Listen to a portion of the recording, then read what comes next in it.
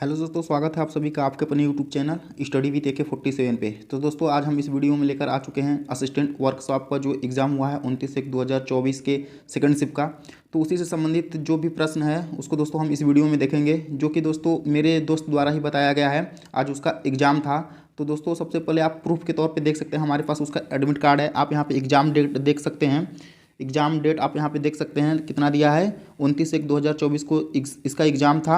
हम exam timing की बात कर लेते हैं तो 3 बजे से 5:30 बजे वाला जो सेकेंड शिफ्ट था उसी में इसका एग्ज़ाम था। तो इसी के द्वारा जो भी प्रश्न बताया गया है वही मैं भी आप लोगों के साथ शेयर करने वाला हूँ। इसमें दोस्तों 40+ क्वेश्चन है। तो आप लोग अपना आंसर कमेंट में बताइए आपका कितना 40 में से सही होता है आंसर। तो चलिए दोस्तों सीधे हम चलते हैं अपने पहले प्रश्न की ओर।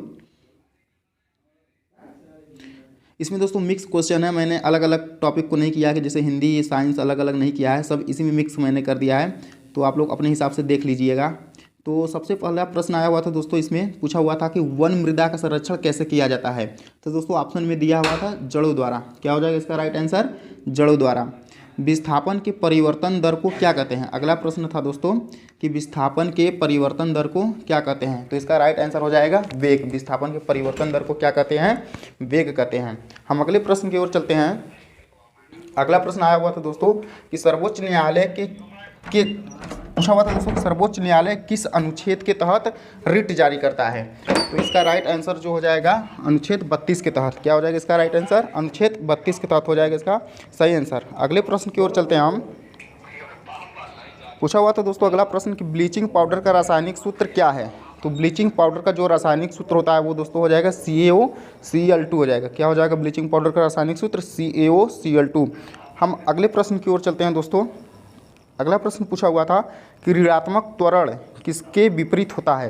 तो दोस्तों जो ऋणात्मक त्वरण होता है वो वेग के विपरीत होता है। किसके विपरीत होता है ऋणात्मक त्वरण, वेग के। इसका राइट आंसर हो जाएगा वेग। हम अगले प्रश्न की ओर चलते हैं। पूछा हुआ था दोस्तों कि विस्मित का परमाणु क्रमांक कितना होता है। तो विस्मित का जो परमाणु क्रमांक होता है वो 83 हो जाएगा। कितना हो जाएगा विस्मित का परमाणु क्रमांक, 83। तो दोस्तों मैंने इसमें एक्स्ट्रा फैक्ट इसलिए नहीं लिया क्योंकि दोस्तों वीडियो ज़्यादा लंबी हो जाती है अगर मैं अलग क्वेश्चन इसमें और ऐड करने लगता। तो इसीलिए मैंने वही क्वेश्चन बस रखा है जो उसके द्वारा बताया गया है। हम अगले प्रश्न की ओर चलते हैं। पूछा हुआ था दोस्तों कि मिल्क ऑफ मैग्नीशिया किसे कहते हैं। तो दोस्तों मिल्क ऑफ मैग्नीशिया जो कहते हैं वो मैग्नीशियम हाइड्रोक्साइड को कहते हैं, यानी कि MgOH का ट्वाइस इसका रासायनिक सूत्र हो जाएगा। MgOH का ट्वाइस मैग्नीशियम हाइड्रोक्साइड को जो कहते हैं मिल्क ऑफ मैग्नीशिया कहते हैं। हम अगले प्रश्न की ओर चलते हैं। पूछा हुआ था दोस्तों कि निम्न में से कौन द्रव अवस्था में पाया जाता है। तो दोस्तों जो द्रव अवस्था में पाया जाता है वो हमारा गैलियम होता है। ऑप्शन के हिसाब से देखते हैं दोस्तों, उसमें गैलियम ऑप्शन दिया हुआ था, तो इसका राइट आंसर हो जाएगा गैलियम। अगले प्रश्न की ओर चलते हैं। दिया था दोस्तों कि स्टेनलेस स्टील किसका मिश्रण होता है। तो स्टेनलेस स्टील जो मिश्रण होता है दोस्तों वो लोहा, निकिल और क्रोमियम का मिश्रण होता है। किसका मिश्रण होता है स्टेनलेस स्टील, लोहा, निकिल और क्रोमियम। हम अगले प्रश्न की ओर चलते हैं। दिया था दोस्तों क्वेश्चन कि चंद्रमा पर ध्वनि गमन क्यों नहीं करता है। तो दोस्तों इसका जो राइट आंसर हो जाएगा, क्योंकि जैसा कि सभी लोगों को पता होगा इसका आंसर कि वायुमंडल की अनुपस्थिति के कारण जो होता है वो चंद्रमा पर ध्वनि गमन नहीं कर पाता है। अगला प्रश्न है। पूछा हुआ था दोस्तों कि किसी वस्तु का पृथ्वी पर भार 12 न्यूटन हो तो चंद्रमा पर कितना होगा। तो इसका राइट आंसर 2 हो जाएगा दोस्तों, क्योंकि पृथ्वी पर जो भार होता है वो चंद्रमा पर 1/6 हो जाता है। कितना हो जाता है 1/6। तो हम 12 को 1/6 कर देंगे तो 2 इसका राइट आंसर आ जाएगा। अगले प्रश्न की ओर चलते हैं हम। पूछा हुआ था दोस्तों कि वीरता के लिए कौन सा सर्वोच्च पुरस्कार दिया जाता है। तो दोस्तों जो वीरता के लिए सर्वोच्च पुरस्कार दिया जाता है वो हो जाएगा परमवीर चक्र। क्या हो जाएगा इसका राइट आंसर, परमवीर चक्र। हम अगले प्रश्न की ओर चलते हैं। दिया हुआ था कि लाउड स्पीकर कितने मीटर पर नहीं बजना चाहिए। तो दोस्तों इसका ऑप्शन में दिया हुआ था 100 मीटर, और 100 मीटर इसका राइट आंसर भी है। तो इसका राइट आंसर हो जाएगा 100 मीटर के दायरे में जो है लाउड स्पीकर नहीं बजना चाहिए। 100 मीटर तक बस सुनाई देना चाहिए, उससे ज़्यादा उसकी फ्रिक्वेंसी या जो आवाज़ है वो नहीं जानी चाहिए। इसका राइट आंसर हो जाएगा 100 मीटर। अगले प्रश्न की ओर चलते हैं। दिया हुआ था दोस्तों कि माखनलाल चतुर्वेदी को कब साहित्य अकादमी पुरस्कार दिया गया था।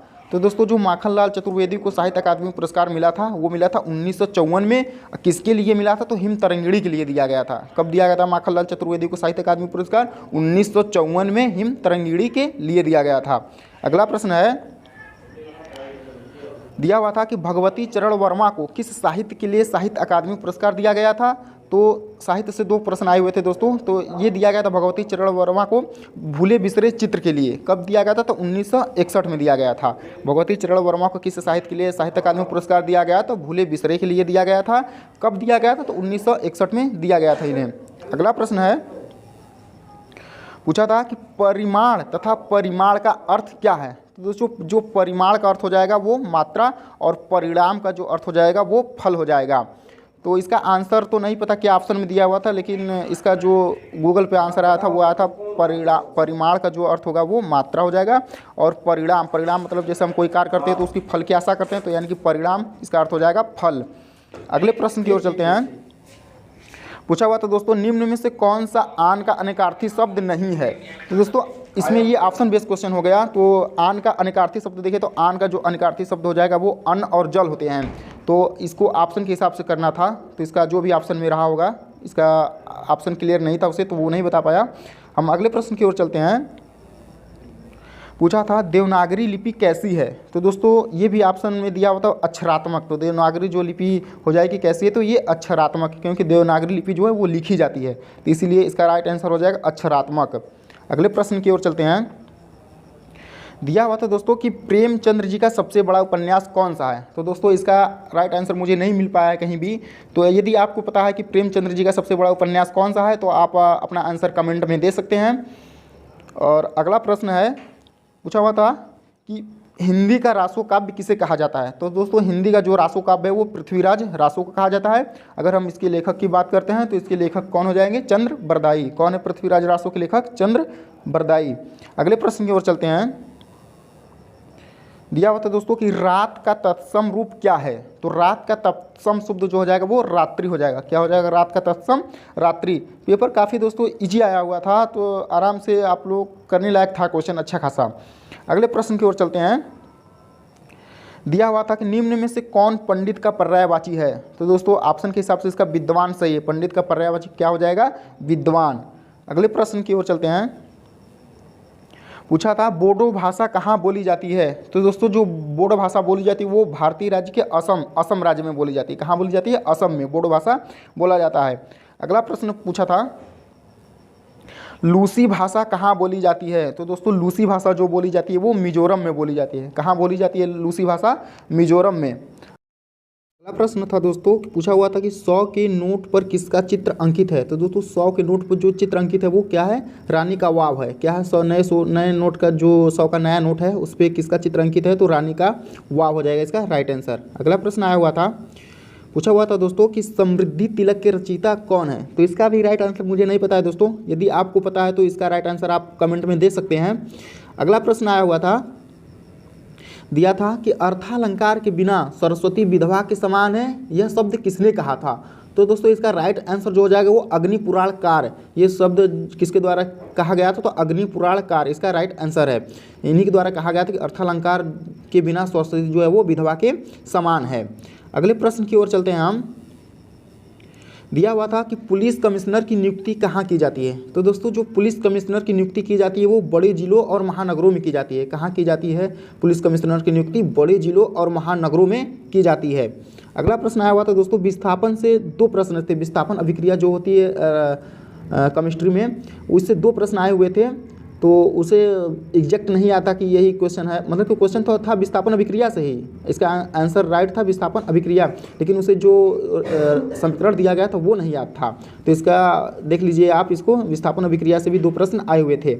अगला प्रश्न था, पूछा हुआ था कि आवर्त सारणी में ऊर्ध्वाधर स्तंभ को क्या कहा जाता है? तो दोस्तों आवर्त सारणी जो होता है उससे ऊर्ध्वाधर स्तंभ को कहते हैं वर्ग या समूह कहते हैं। क्या करते हैं? आवर्त सारणी में जो ऐसे लंबवत होता है उसे करते हैं वर्ग या समूह कहते हैं। अगले प्रश्न की ओर चलते हैं हम। दिया हुआ था दोस्तों कि दबे हुए स्प्रिंग में कौन सी ऊर्जा होती है? तो इसका राइट आंसर हो जाएगा स्थितिज ऊर्जा। कौन सी ऊर्जा होती है दबे हुए स्प्रिंग में? इसका राइट आंसर हो जाएगा स्थितिज ऊर्जा। अगले प्रश्न की ओर चलते हैं। दिया हुआ था दोस्तों कि द्रव्यमान 117, आयतन दिया हुआ था 9, तो घनत्व तो पूछा था।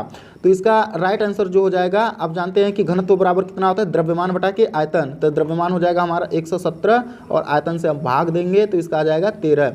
राइट आंसर हो जाएगा इसका क्या? घनत्व हो जाएगा 13। अगले प्रश्न की ओर चलते हैं हम। दिया हुआ था कि कालिदास की अधिकतर रचनाएं किस भाषा में हैं? तो दोस्तों इसका राइट आंसर हो जाएगा संस्कृत भाषा में। कालिदास की अधिकतर रचनाएं किस भाषा में है, तो संस्कृत भाषा में है। अगले प्रश्न की ओर चलते हैं। दिया हुआ था 8 अध्यायों के समूह को क्या कहते हैं एक शब्द में। तो दोस्तों जो 8 अध्यायों के समूह को कहा जाता है अष्टाध्यायी। क्या हो जाएगा इसका राइट आंसर, अष्टाध्यायी। अगला प्रश्न आया हुआ था कि राम स्टेशन से आता है में कौन सा कारक है। तो दोस्तों इसका भी राइट आंसर मुझे नहीं पता है, यदि आपको पता है तो आप अपना आंसर कमेंट में दे सकते हैं। अगला प्रश्न आया हुआ था, दिया था कि मोहन पुस्तक पढ़ता है को वाक्य में बदलिए। तो दोस्तों इसको ऑप्शन में दिया हुआ था ये कि मोहन द्वारा पुस्तक पढ़ा जाता है। इसका राइट आंसर हो जाएगा, इसका वाक्य में बदलने के लिए क्या हो जाएगा, मोहन द्वारा पुस्तक पढ़ा जाता है। अगला प्रश्न था, जो अभी अभी समाप्त हुआ है के लिए एक शब्द क्या है। तो दोस्तों जो अभी अभी समाप्त हुआ है उसके लिए आसन्न भूतकाल हम लोग उपयोग में करते हैं। जैसे भूतकाल आप पढ़ते हैं तो जो अभी अभी समाप्त होता है उसे क्या कहते हैं, आसन्न भूतकाल कहते हैं। अगला प्रश्न था, पिता का विशेषण शब्द क्या है। तो दोस्तों पिता का विशेषण शब्द बनाएंगे तो क्या बनेगा, पैतृक। पिता का विशेषण शब्द क्या बन जाएगा हमारा, पैतृक। अगले प्रश्न की ओर चलते हैं हम। दिया हुआ था दोस्तों कि बिकाऊ में कौन सा प्रत्यय लगा है। तो दोस्तों ये बिकाऊ में जो हो जाएगा आऊ प्रत्यय हो जाएगा। कौन सा प्रत्यय हो जाएगा बिकाऊ में, आऊ। अगले प्रश्न की ओर चलते हैं। दिया हुआ था दोस्तों कि क्रिप्टॉन का इलेक्ट्रॉनिक विन्यास क्या है। तो जैसा कि दोस्तों कि आपको पता होगा कि क्रिप्टॉन का जो होता है परमाणु क्रमांक वो 36 होता है। तो इसका इलेक्ट्रॉनिक विन्यास हम कर देंगे 2 8 18 8। यही ऑप्शन में दिया हुआ था, तो इसका राइट आंसर हो जाएगा 2 8 18 8 हो जाएगा क्रिप्टॉन का इलेक्ट्रॉनिक विन्यास। अगला प्रश्न आया हुआ था, तो दोस्तों ये हमारा लास्ट प्रश्न था। बस इतने ही प्रश्न उसे याद थे तो इतने ही बता पाया है, बाकी आप लोग देख लीजिएगा अपने हिसाब से। यदि दोस्तों आपको वीडियो पसंद आई तो वीडियो को लाइक जरूर कीजिएगा, और चैनल पे नए हैं तो चैनल को सब्सक्राइब करके बेल आइकन वाले घंटे को ऑल पे सेट कर लीजिएगा, ताकि जो है दोस्तों इस प्रकार के वीडियो की नोटिफिकेशन आपको मिलती रहे। क्योंकि दोस्तों आने वाले समय में भी अभी जो रेडियो हेड ऑपरेटर का एग्ज़ाम होने वाला है उसका भी एग्ज़ाम है, तो उसका वीडियो मैं इसी चैनल पर अपलोड करूँगा। तो आप लोग चैनल को सब्सक्राइब जरूर करिएगा। धन्यवाद।